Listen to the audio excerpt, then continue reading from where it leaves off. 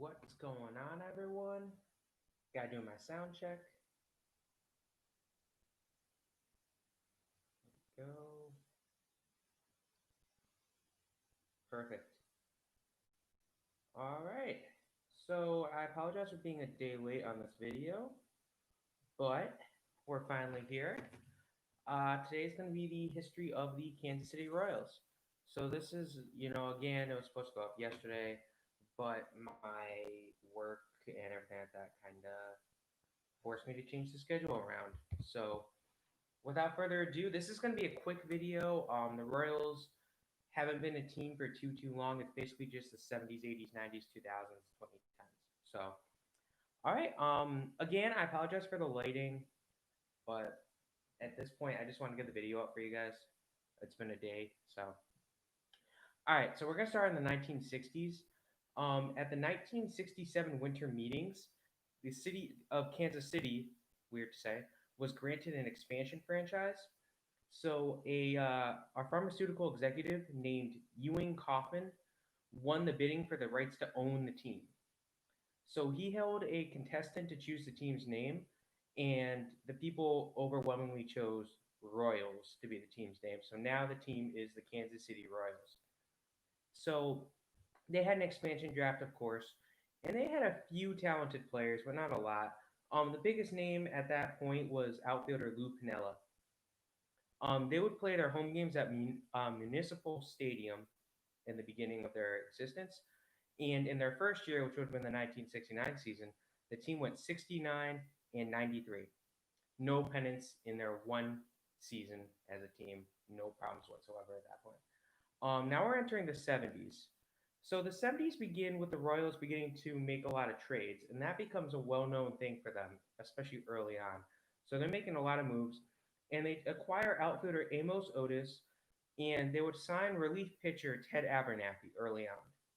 In June of the 1970, the Royals would acquire second baseman Cookie Rojas. They would call up pitcher Paul Splitorf near the end of the 1970 season.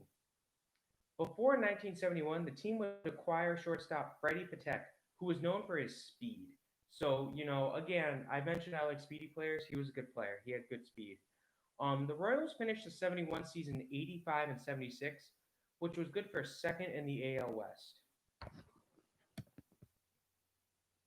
They would acquire first baseman John Mayberry prior to the 1972 season. Before 1973, the team would move from a municipal stadium to the Royal Stadium, the newly constructed Royal Stadium.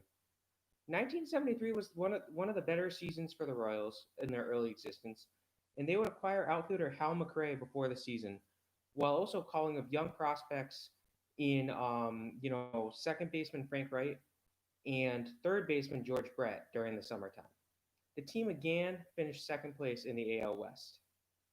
They would trade Lou Piniella after the 1973 season, and this is considered one of the worst trades the Royals did during the 70s. So that's, it wasn't a horrible trade, but it was not a good trade at all. They would hire manager Whitey Herzog during the 1975 season, and in the 1976 season, outfielder Willie Wilson would make his debut for the team. The 1976 Royals would win the AL West for the first time in their existence, but they would fall in the playoffs to the New York Yankees. The Yankees just beat up the AL Central. It's not even funny. In the 1977, the Royals would win 102 games, but again, they fell to the Yankees in the playoffs. So Whitey Herzog was completely frustrated with the first baseman John Mayberry's efforts in the 1977 ALCS. Basically, what happened is Mayberry showed up late to game 4, so they couldn't start him, obviously. And when they put him in the game, he struggles. He goes 0 for 2 with 2 strikeouts. And he dropped a fly ball that, if you're a first baseman, you should be catching any fly ball coming your way. And this just completely pissed off Whitey Herzog. So Herzog said, "You got to trade this guy or I'm out." So the team complied, and they traded him after the season to the Toronto Blue Jays. After the 1977 season, second baseman Cookie Rojas would retire. And in 1978, the Royals would again win the AL West, But again, they lost to the New York Yankees in the ALCS. They fell just short of winning the AL West in the 1979 season, and shortstop Freddie Patek would leave in free agency after the 1979 season, and more importantly, Whitey Herzog was fired after the 1979 season. So in the 1970s, they showed a lot of success, but they did not get a pennant. Now we get to the 1980s. In 1980, the Royals would win their fourth AL West crown in 5 years, and they finally got over the hump of the New York Yankees in the playoffs, sweeping them in the ALCS. Now, they would be matched against the Phillies, and the Phillies, who had a curse going on for almost 100 years at this point, never winning World Series, finally win their first World Series, which means the Royals lose the first World Series they partake in. In 1981, the team would lose in the playoffs to the Oakland Athletics. In the 1983 season, the Royals would lose a game to the New York Yankees, which is infamously known as the Pine Tar game. So basically, third baseman George Brett hit a homer, and it was called a home run. It was obviously out of the park. But what ended up happening is the home run gets disallowed due to pine tar. Now, if you don't know what pine tar is, it's like the substance that players put on the bat, and it helps them grip it. So if you can have the pine tar. I don't. If I had a mock bat, I would show you. But here's the handle. Let's just say you can only have it up to a certain point with the pine tar, and he allegedly had it higher. And it was too much and too high, so he couldn't do it, and it was disallowed. And you can watch the video online. You can easily see it. George Brett, the second they say it, he storms the field. He's not happy. Nobody's happy. He has to be restrained by his coaches and teammates. He was not happy at all. So it becomes such an infamous thing. They end up like the whole game in and of itself becomes a mess, and they have to replay it because the Royals contest and say, "Oh well," they have to replay parts of it. It was a mess. The Pine Tar game was a mess. In late 1983 season though, to show the Royals were in some trouble, the team ends up seeing four of their players get arrested for attempting to purchase cocaine. Now, cocaine was a big problem in sports in the 70s and 80s. It's more known for the basketball side of it, but it was also pretty prevalent in baseball. Football and hockey, it's not as well known, but it was definitely there. So basically, the four players that were involved were, a bunch of no names and Willie Wilson. Now they all had to spend 3 months in jail, and they missed the start of the 1984 season you know, as punishment, in part because of jail time. They were allowed to return on May 15th of the '84 season. However, the team basically they cut ties with three of the four of them. Two of them were not that good anyway. One of them was just kind of okay. So they only kept Wilson at that point. Amos Otis leaves the team after the '83 season. And in the 1984 season, pitcher Brett Saberhagen makes his debut for the team. They would win the AL West in the 1984 season, but were swept in the ALCS. So after the '84 season, pitcher Paul Splitorf retires. George Brett and Brett Saberhagen would lead the Royals to another AL West crown the next year. Now, the Royals came back from a 2-0 series deficit to win the ALCS versus the Toronto Blue Jays. So it's not the same as a 3-0 series comeback, but still, a 2-0 series comeback is pretty nice. They would play in the 1985 World Series against their interstate rival, the Chicago Cardinals.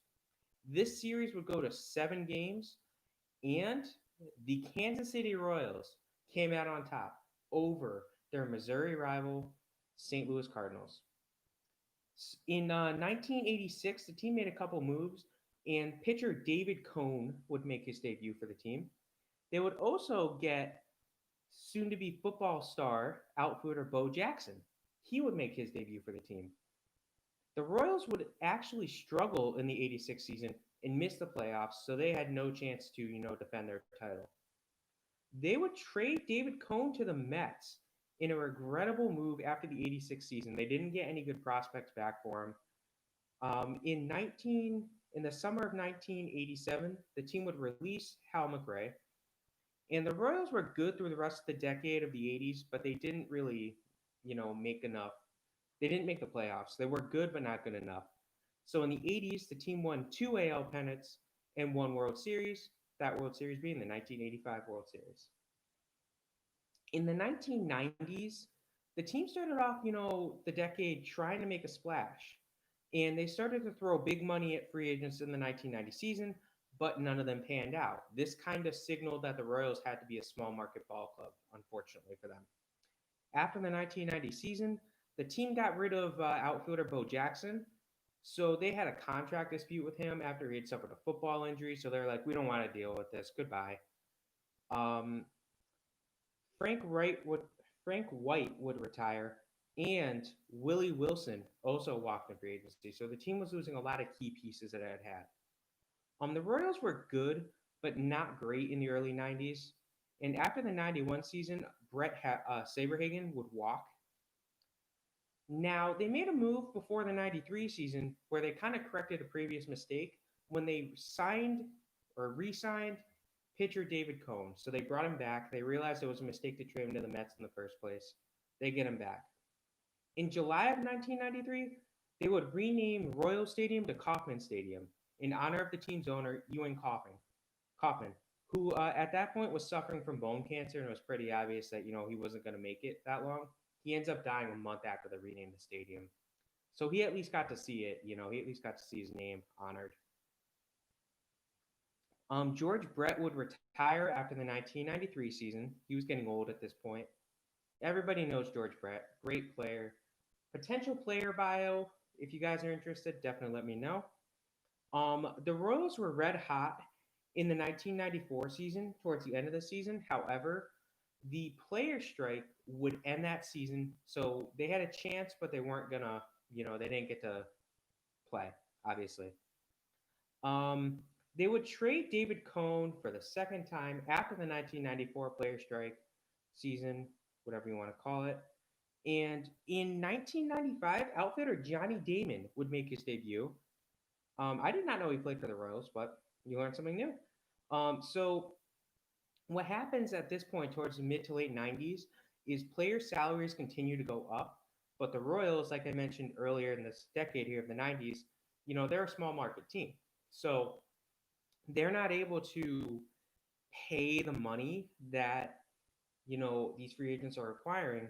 So they're having to trade players for below value. They're having to, let good players walk in free agency. So the team starts to slip because they can't keep up.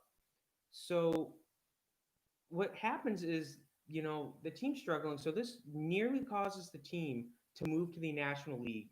In 1997, Commissioner Bud Selig offered the Royals a chance to move to the NL Central due to Major League Baseball expansion.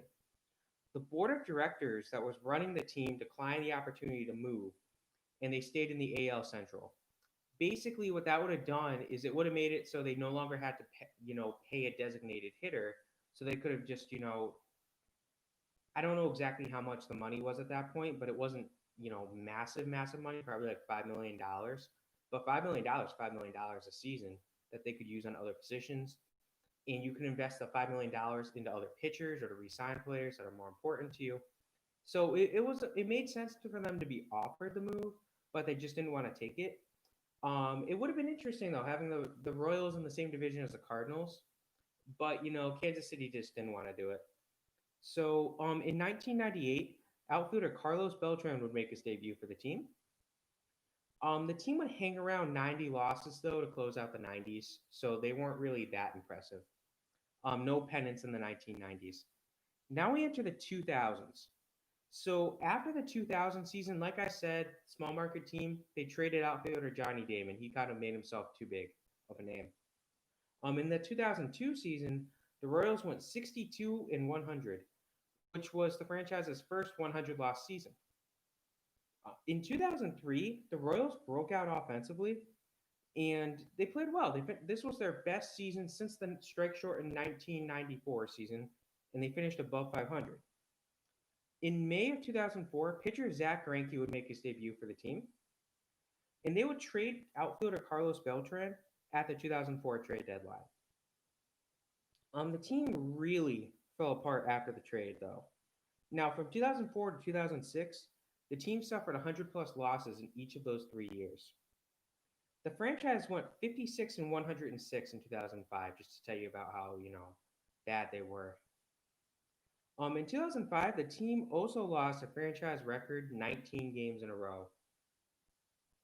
Now, 2007 saw the MLB debuts of outfielder Alex Gordon and first baseman designated hitter Billy Butler. So finally, we're getting some names that we recognize for today. So the team would win 75 games in 2008, but come 2009, they struggle again, going an uninspiring 65 and 97. However, Zach Greinke would win the AL Cy Young in 2009, so he was the lone bit of positivity on that team. No pennants in the 2000s. Now we get to the 2010s, and the Royals again stink in 2010, which leads to Zach Greinke requesting a trade. He gets traded after the season to the Milwaukee Brewers for a package that contained the players of outfielder Lorenzo Cain, pitcher Jake Odorizzi, and shortstop Alcides Escobar. I apologize if I mispronounced his first name. Salvador Perez, catcher, would also make his debut in the 2011 season, as did first baseman Eric Hosmer and utility infielder Mike Moustakas. Now he played mostly third base for the Royals. He shifts around between first or between like second and third, but so you're seeing a lot of bigger name offensive players on this team right now. Underrated guys. Now, following the 2012 season, Kansas City would trade Jake Odorizzi and a few prospects for pitchers James Shields and Wade Davis. Now, this was a move for the team to try to be competitive again. They wanted a strong veteran pitcher and a strong relief pitcher. In 2014, the Royals would go 89 and 73, making the playoffs. Now, the team had a shocking run to the World Series. I'll be talking baseball and I'll completely forget that the Royals made the World Series this year. It just came out of nowhere to me. And they would play the San Francisco Giants, and they actually forced them to Game 7, but the Giants would go on to win that World Series. So after the World Series loss, designated hitter at this point, Billy Butler, and pitcher James Shields both would walk in free agency. They got more money than the Royals could offer them. So the Royals actually responded well in 2015, going 95 and 67, winning the AL Central. They would go on to the World Series for the second year in a row, and this time they would win it over the New York Mets in 5 games. Now, just like with their first World Series win, the team would fail to make the playoffs to defend their title the following year. They went 81 and 81 in 2016. They would trade closer Wade Davis to the Chicago Cubs after the 2016 season for outfielder Jorge Soler. Now, Soler, he wasn't great in his first couple years in Kansas City or Chicago for that matter, but he broke out big time in 2019, as we all know. So before the 2017 season, their pitcher Yordano Ventura would die in a car accident in his native Dominican Republic. I remember when this happened. The guy was a bit of a hothead. You can see there's a video online where he got in a fight. I forget who he fought with. He threw at the guy. He hit him. He gets in a fight. He actually did well for himself. As a pitcher, usually they get their butts kicked. Not Randy Johnson, but normally they get their butts kicked. He did well. After the 2017 season, Lorenzo Cain and Eric Hosmer would both leave the team. And come 2018, the team's really just losing all its key players. So they struggle again, and they would trade Mike Moustakas at the trade deadline. They would not respond well. They lost 104 games in the 2018 season. So Escobar would leave the team after the season. And the Royals in 2019 really didn't do that good either. They went 59 and 103. So in the 2010s, they won 2 AL pennants and 1 World Series, being 2015. So basically, the Royals, they won 4 AL pennants and 2 World Series. Those 2 World Series, of course, were the 1985 World Series and the 2015 World Series. So, the Royals, not bad for an expansion team. You've been in the league for 50 years, 51 years at this point, 51 seasons you played. and one had the strike. And you've won two of the 50 World Series that have happened as an expansion team. That's respectable. So seven people who have ties to the Kansas City Royals organization are inducted in the Cooperstown Hall of Fame. So the Royals have four retired numbers, one of which is number 42, Jackie Robinson, league wide retired. So the three players that they have retired themselves are number 5, George Brett, number 10, Dick Hauser, and number 20, Frank Wright. I say Frank Wright, I mean Frank White. Sorry. Yeah, like I said, this was going to be a real quick video. The Kansas City Royals are they're a younger franchise. There's not really a lot to say about them. So yeah, again, I apologize for the video being a day late, but I wanted to get the video up for you guys today. That was the history of the Kansas City Royals. If you have any comments, feel free to leave them in the comment section. I will respond to each comment that you make. If you like the video, feel free to like it and subscribe. We do a history of series. We do a video every week for the history of series. Our next video will not be baseball. We'll be going to hockey finally again. But yeah, I hope you guys enjoyed the video. Have a great day.